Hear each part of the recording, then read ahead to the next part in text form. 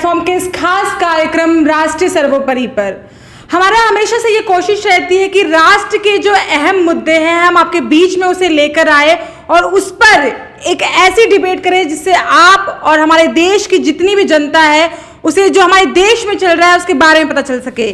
PFI एक आतंकी संगठन जिसके बहुत पुराने काले चिट्ठे रह चुके हैं। मैं आपको बता दूं कि उनके पास कुछ ऐसे दस्तावेज पाए गए हैं जिसको जानकर आपके होश उड़ जाएंगे। इस वीडियो में बने रहिएगा, इस वीडियो को लाइक करिएगा, शेयर करिएगा। हम आपको दिखाएंगे वीडियो में कि किस तरह से पीएफआई जो एक बड़ा आतंकी संगठन है उसके पास कुछ दस्तावेज मिले हैं। और नुपुर शर्मा एक बड़ा नाम जिसको बहुत दिन से टारगेट किया जा रहा था, नुपुर शर्मा के मोबाइल डिटेल्स और उनके घर का एड्रेस भी मिला है। अतहर जो कि एक बड़ा आतंकी नाम है जो कि फिलहाल पुलवामा जो बिहार में पकड़ा गया है उसके पास उसकी जो मोबाइल चैट्स सामने आई है उसमें नुपुर शर्मा के घर की और मोबाइल की डिटेल्स भी सामने आई है। तो नुपुर शर्मा तो सिर्फ एक बहाना है, असल में देश में आग लगाना है। नुपुर शर्मा को सिर्फ टारगेट किया गया था, उन्हें एक मौका चाहिए था कि बस एक मौका मिल जाए और किस तरह से वो पूरे भारत देश में आतंक फैला सके। मानस जी, जिस तरह से डॉक्यूमेंट्स पाए गए हैं, जिस तरह से दस्तावेज पाए गए हैं और दस्तावेज में ये साफ साफ लिखा हुआ है कि 2047 तक भारत देश को एक मुसलमान मुल्क बनाना है। ट्रेनिंग दी जा रही है, बिहार के नौजवानों को पाकिस्तान से जोड़ा जा रहा है।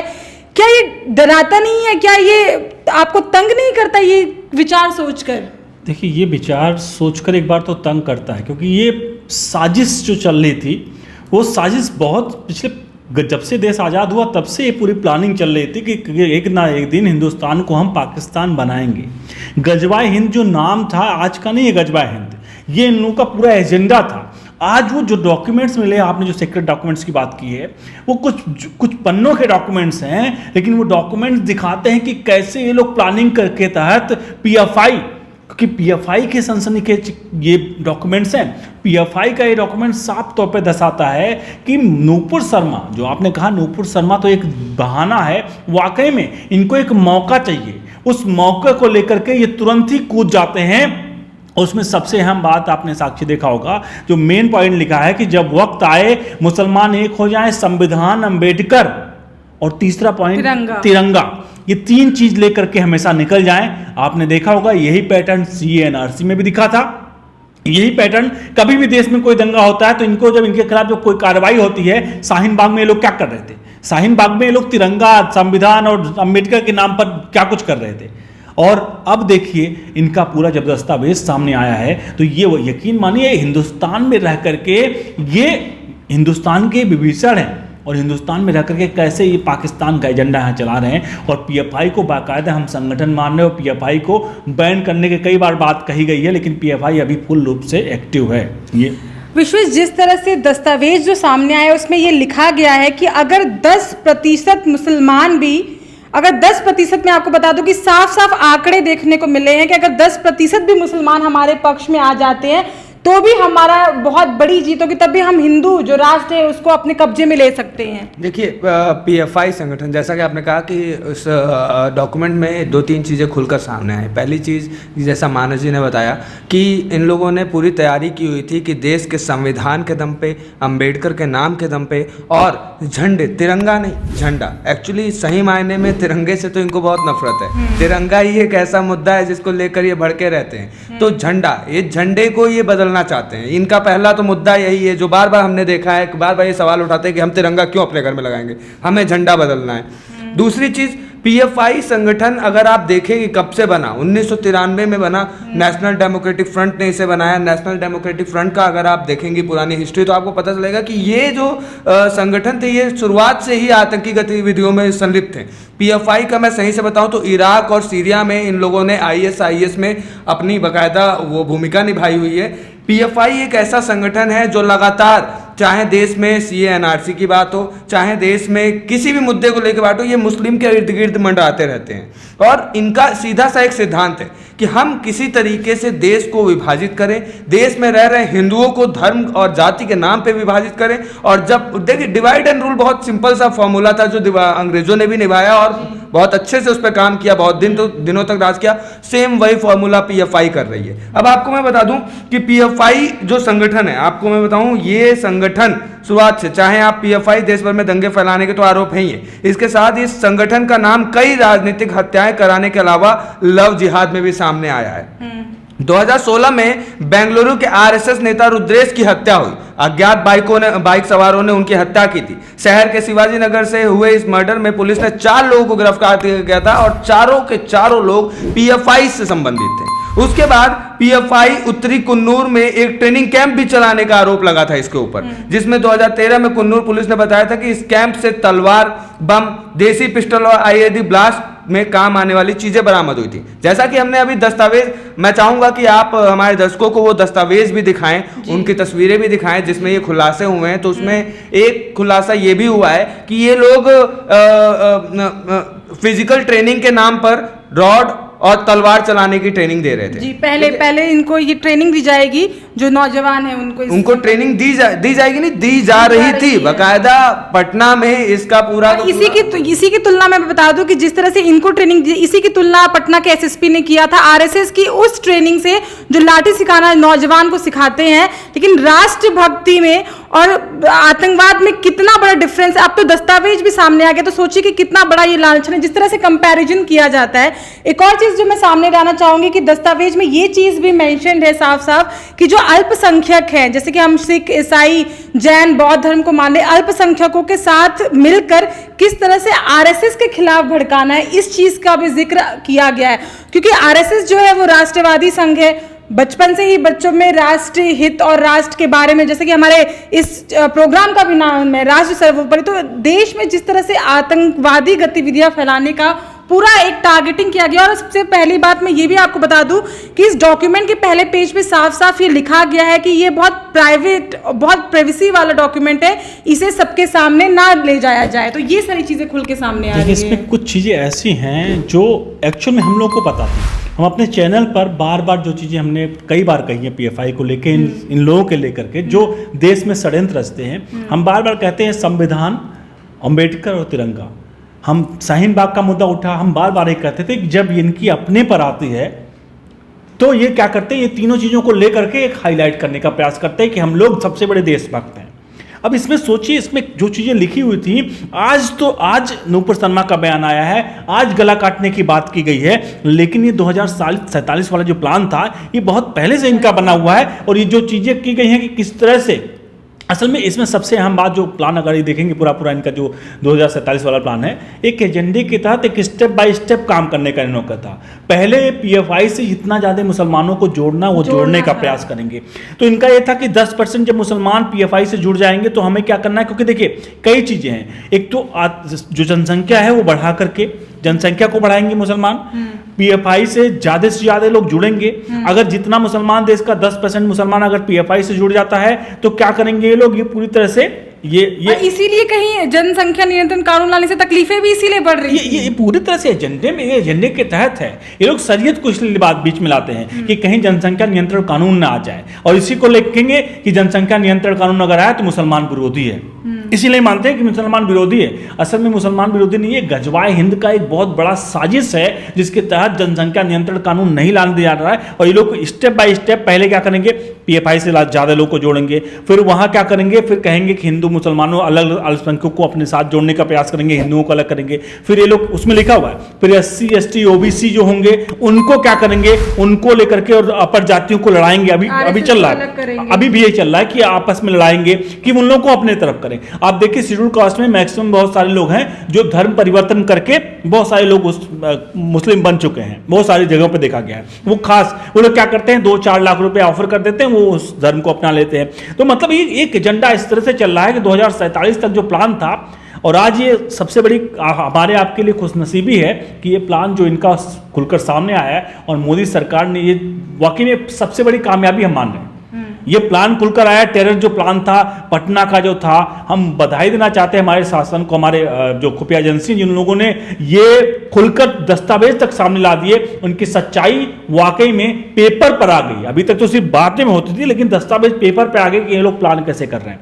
तो ये मैं आपकी तरफ आना चाहूंगी, जिस तरह से आपने भी लव जिहाद की बात की थी, तो जिस तरह से हम लव जिहाद की अगर बात कर ले या फिर हम जनसंख्या नियंत्रण कानून की बात कर ले, इसलिए ये तो तकलीफें नहीं थी क्योंकि जब भी हम देखते हैं कि जुम्मे की नमाज होती थी उसके बाद से ही ये आतंकी हमले होते थे या फिर इतनी बड़ी मात्रा में देश में मारपीट या फिर आग लगना, ये जो ये टारगेटिंग थी ये सिर्फ नुपुर शर्मा को एक बहाना बना के, क्योंकि पहले भी बयानबाजियां होती आई हैं, लेकिन जैसे जैसे ये अपना कदम बढ़ा रहे थे, योगी और मोदी अपना कदम बढ़ा के इसे रोकते जा रहे थे। यहाँ एक चीज देखने वाली बात है कि नुपुर शर्मा, जैसा कि आपने बोला, बहाना ही है और क्या। जब सीए एनआरसी से पीएफआई का हाथ आ रहा है, आपको मैं एक और सनसनीखेज खुलासा कर दूं कि पीएफआई सिर्फ भारत में नहीं, ये सिर्फ भारत में आतंकवाद नहीं फैलाता है। आपको बता दूं 2019 में भारतीय खुफिया एजेंसियों ने पीएफआई के कई ऑफिसों पर छापा मारा था। उस समय उन्होंने एक खुलासा किया था, खुलासा ये था कि 21 अप्रैल को श्रीलंका में ईस्टर के मौके पर बम ब्लास्ट हुआ था, मास्टरमाइंड का ब्रेन वॉश कर दिया गया था और इस बम धमाके में 250 लोगों की मौत हुई थी। आपको जानकर हैरानी होगी कि सिर्फ भारत ही नहीं, श्रीलंका के इस कांड में भी पीएफआई का हाथ था। कहीं ना कहीं पे मैंने जो पहले भी बोला कि पीएफआई नहीं है, पीएफआई का नाम तो इसलिए बदल देगा। अब अगर भेड़िया शेर का वो पहन के आ जाए तो फिर भी भेड़िया ही रहेगा, हरकतें भेड़ियों वाली ही करेगा। वही हाल पीएफआई का है। आईएसआई से तो ये जुड़े हैं। सिमी संगठन का आपको बताऊं 2006 में बैन हुआ था और 2007 में पीएफआई एक्टिव हो गया था। बनने को तो इसने 1993 में अपना पैर रख दिया था, लेकिन ये इतना एक्टिव नहीं था। लेकिन जैसे ही 2006 में भारत में सिमी बैन हुआ, तुरंत सिमी के जितने भी उस समय मेंबर थे, उन्होंने सिमी छोड़कर पीएफआई ज्वाइन कर लिया और 2007 में पीएफआई को एक अच्छे धड़ल्ले पे भारत में लाया गया। तो पीएफआई पैदा ही इसीलिए हुआ कि वो भारत में कितना आतंक बढ़ाए, कैसे आतंक बढ़ाए। आपको बताऊं सीए एनआरसी के समय में बाकायदा इनके 73 बैंक अकाउंटों में छापा पड़ा था, जिसमें 103 करोड़ रुपए इनको मिले थे, हमारे खुफिया एजेंसी को 103 करोड़ रुपए। अचानक से एक सरकार सीए एनआरसी का एक ऐलान करती है कि हम लाने वाले, ऐसा भी नहीं कि वो कह रही। बाग में पीएफआई का ऑफिस पाया गया था, शाहीन बाग में पीएफआई का ऑफिस था। 93 एरियो में पीएफआई का ऑफिस है। हमारे देश में 93 जगहों पे पीएफआई का ऑफिस है। आप सोचिए कि अब यहाँ पे मैं मानस जी से भी, क्योंकि ये हमारे सीनियर वो हैं, तो मैं इनसे भी ये पूछना चाहूँगा कि आखिर जब 2003, 2007, 2019 इन सब समय पे जब पीएफआई पे इतना बड़ा, 2012 में भी पीएफआई पे इतने बड़े सबूत पेश किए गए, केरल हाई कोर्ट में बाकायदा केरल के सबूत पेश किए गए कि हाँ इन्होंने एक मलयाली वो थे, प्रोफेसर थे, उनका दाहिना हाथ काट दिया था सिर्फ इस कारण की वजह से क्योंकि उन्होंने पैगंबर की एक फोटो शेयर कर दी थी। तो जब इतना होने बाद कहीं ना कहीं हमारे सरकार उस समय, चाहे जो भी सरकार रही हो, उस समय उस सरकार की वजह से ही ये पीएफआई बढ़ा। देखिए पीएफआई हो गया, आईएसआई हो गए, जितने भी संगठन है ना, इनकी औकात नहीं है कि हमारे देश में आप इस तरह की चीजों में संलिप्त रहते हैं तो आप पे सवाल ना खड़े, लेकिन नुपुर शर्मा एक बयान दे देती है मोहम्मद पैगंबर पे, तो उस पे इतना बवाल हो जाता है, देश से लेकर विदेश तक साइट्स हैक हो जाती हैं, उनकी पर्सनल डिटेल्स शेयर की जाती हैं। आपने मैं यही मानस जी से पूछना चाहूंगा कि आखिर ऐसा क्यों, और जैसा कि आप हरदम इन चीजों पे ध्यान लगाए रखते हैं, तो आप हमें, हमारे दर्शकों को ये बताने की कोशिश करें कि आखिर अब जब प्रधानमंत्री मोदी आ गए, भारतीय जनता पार्टी सरकार आ गई, तो अब क्या इस पे कुछ एक्शन होगा? अगर होगा तो किस तरीके से? ये देखिए, आपको जानकारी के लिए बता दूं, पिछले कुछ दिनों से, पिछले सालों से ये पीएफआई को लेकर, बैन को लेकर कई बार खबरें आई हैं। कई जगह पे बैन को लेकर के इन पे कार्रवाइयां भी की हैं। असल में क्या है, जो एजेंसियां जो हैं, ये संगठन जो हैं, ये बड़े ब्रॉड लेवल पे होते हैं।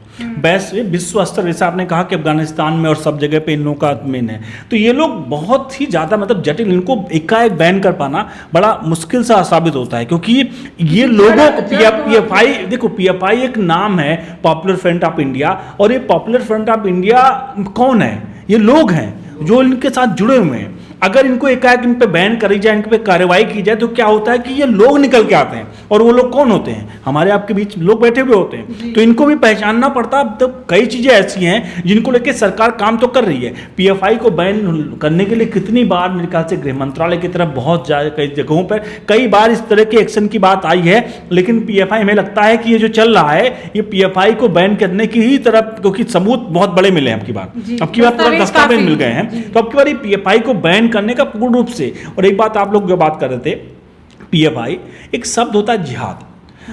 दुनिया में इतने बड़े बड़े कंट्री हैं, अरब कंट्री और जितने भी क्रिश्चियन की है, देखिए आप, डेवलपमेंट के नाम पर, विकास के नाम पर सबसे ज़्यादा विकास किसका हुआ है?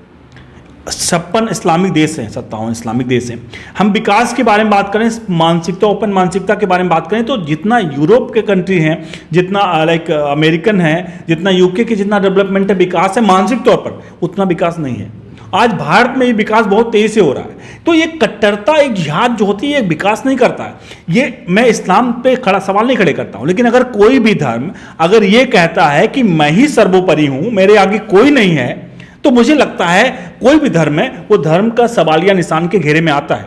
हम अगर हिंदुस्तान के हिंदुत्व की बात करते हैं, हिंदू की बात करते हैं, आप सभी कमेंट बॉक्स में लिखें, हिंदुत्व में हम हमेशा कहते हैं सब विश्व का कल्याण हो।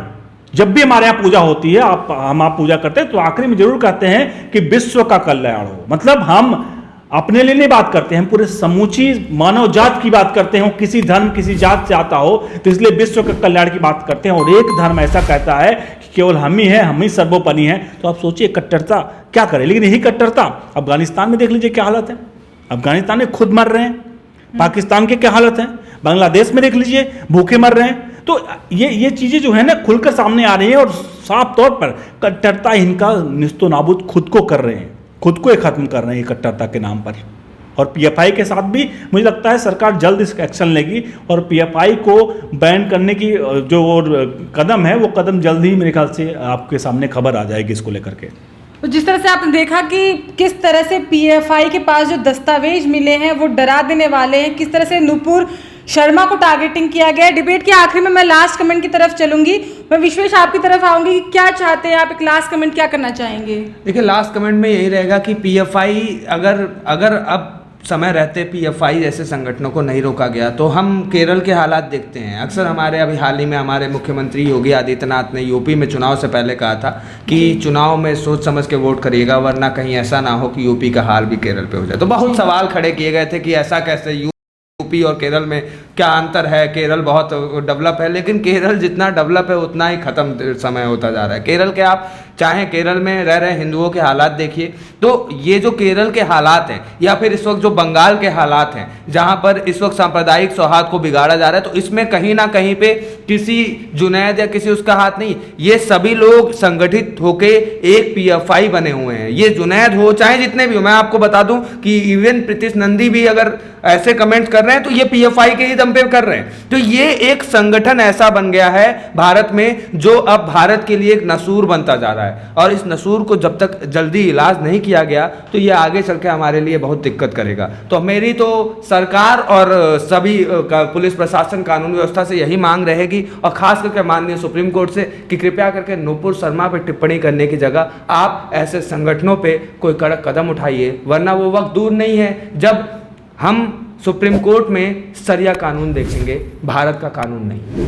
मानस जी, आपका लास्ट। इस पे सबसे बड़ा देखिए, हम आरोप, देखिए सरकारें अपना काम कर रही हैं। इस समय हम मोदी सरकार को ये नहीं सवाल खड़े कर सकते हैं कि वो उन्होंने नहीं किया है, उन्होंने करके दिखाया है। आतंकवाद की घटना देश में शून्य के बराबर है, कुछ घटनाओं को छोड़ दिया जाए तो वो अपना काम कर रही है। मैं सिर्फ आज हमारे अपने देश की जनता को जागरूक करना चाहूँगा। पहचानिए आस्तीन के सांप आपके बगल में हो सकते हैं, उनको पहचानिए, और पहचानने के लिए अब आपको खुद अपना अनुभव इस्तेमाल करना पड़ेगा।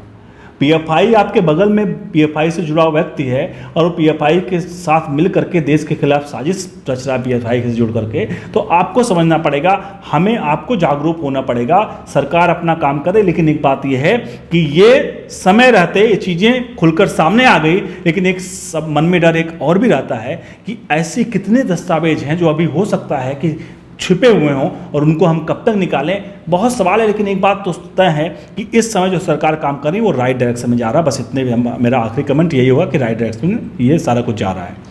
आप जनता की क्या राय है, क्योंकि आप जनता हैं, आप जनार्दन हैं, आपका जो राय है वो सबसे सर्वोपरि होती है, इसलिए आप कमेंट बॉक्स में कमेंट करना ना भूलें।